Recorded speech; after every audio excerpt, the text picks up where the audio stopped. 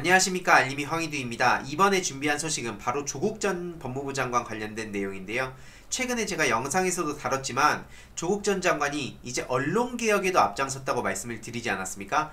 그때 다뤘던 내용도 굉장히 사이다 한 잔 시원하게 들이킨 느낌이었는데, 일종의 당하고 있지만은 않겠다, 이제는 조국의 반격의 시간이 왔다, 이제 그런 내용이었는데, 지금 다룰 소식은 더 중요하고 또 사이다 같은 내용이고요. 그리고 일부 기자들이 줄행랑 쳤다는 내용 간략하게 다뤄보도록 하겠습니다. 최근 조국 전 장관이 SNS에 직접 이런 글을 올렸습니다. 많은 시민들이 이 허위 과장 보도자료를 학교 메일로 보내는데 별도의 관리를 위해서 저렇게 계정을 열었고요. 그래서 여기에 문제 있는 언론 기사, 유튜브, 내용, 댓글, 온라인 글 발견하면 계정으로 보내달라 검토해서 민형사 소송을 제기하겠다고 했습니다. 일단 지난번 영상에서도 말씀드렸지만 저렇게 강력하게 나가게 되면 꼬리를 내리는 사람들이 상당히 많다는 겁니다. 일단 이 자체로도 조국 전 법무부 장관이 여태까지 계속 다 감내하고 검찰개혁이라는 큰 뜻 아래에 대부분 참고 넘어가고 있지 않았습니까? 하지만 조국 전 장관이 이제는 언론 이대로 냅둬선 안되겠다 해서 검찰개혁을 넘어 이제는 언론개혁까지도 이렇게 앞장을 선 그런 상황인데요.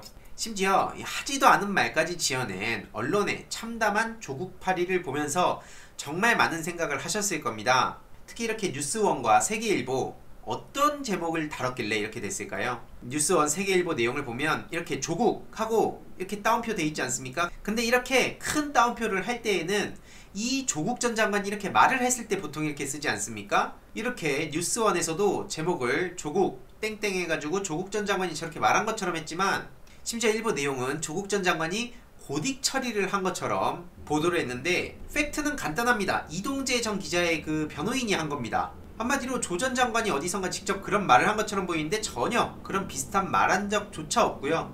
아주 멋대로 기사를 쓴 겁니다.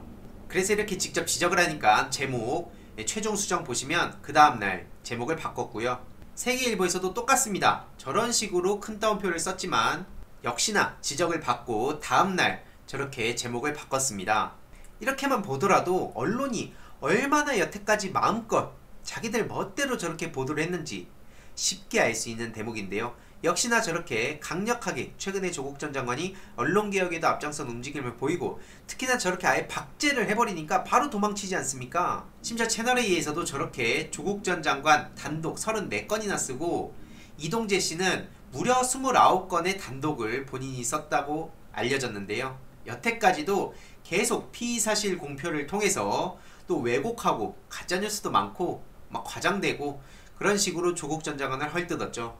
그래서 말씀드렸다시피 지금 조국 전 장관이 직접 이제 메일을 받고 제보를 받아서 이걸 통해서 민형사상의 소송을 제기하겠다고 저렇게 강력한 입장을 밝힌 상황입니다. 정말 놀랐던 것은 일부 커뮤니티 네티즌들이 이 가짜뉴스들을 다 모아서 아예 폴더로 쫙 정리한 사람들도 있었다는 겁니다. 보시는 바와 같이 이제 시작이다 이러면서 여태까지 모아놓은 이 내용들을 조국 전 장관한테 보냈고 또 보낼 예정이다, 이런 사람들이 있었는데요. 결국 이렇게 조국 전 장관 아무렇지도 않게 저렇게 낄낄대면서 보도하던 기자들, 일방적으로 본인들이 다루고 싶은 내용만 다루고 정작 중요한 팩트나 지금 재판 과정에서 알려야 될 소식은 여전히 침묵하고 있는 기자들, 정말 심각합니다. 특히 다들 아시겠지만 조국 전 장관은 국내 최고의 형법학자로 인정을 받고 있습니다. 이런 상황에 조국 전 장관하고 맞설 기자들이 과연 얼마나 있을까요? 뭐 어떻게든 이름 한번 타보려고 혹은 다음에 정치 한번 해보려고 막 그 꼬투리 잡는 사람들은 있겠지만 팩트를 가지고 논했을 때 얼마나 당당하게 얘기할 수 있을까요? 아무튼 중요한 것은 의혹 제기, 뭐 단독, 속보 이게 다 틀렸다는 게 절대 아닙니다. 정말 중요한 내용도 있겠죠. 하지만 그렇게 과도하게 조국 전 장관을 헐뜯었으면 최소한 인간적으로 양심이라도 있다면 지금 재판 과정에서 검찰이 어떻게 깨지고 있는지, 그리고 어떻게든 그냥 컨트롤 C 컨트롤 V만 해가지고 그 조회수 한번 얻어보려고 그런 사람들이 지금 왜 욕을 먹는지에 대해서 돌아볼 필요가 있다고 저는 생각을 합니다. 아무튼 오늘의 결론, 이 조국 전 장관 제대로 언론개혁의 칼을 뽑았다. 이 또한 어마어마한 저항에 직면할 텐데 열심히 응원을 하면서 영상을 다룰 예정이고요. 또 저도 조만간 일베 참교육을 지금 준비 중입니다. 그래서 늦어도 8월 초 안에는 좋은 소식 하나 또 들려드릴 예정이니까요.